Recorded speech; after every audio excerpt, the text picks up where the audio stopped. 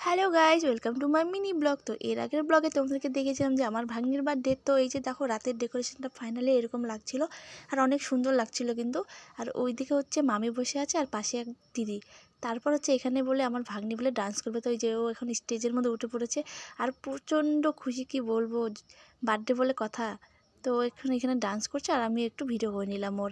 তারপর হচ্ছে এখানে ওর ফ্রেন্ডরাও আসা শুরু হয়ে গিয়েছিল। তো আমি বেশি কিছু শ্যুট করতে পারিনি। তো যতটুকু শ্যুট করেছি অতটুকুই তোমাদের সাথে আমি শেয়ার করছি। তো এই যে এখানে ও ডান্স করছে।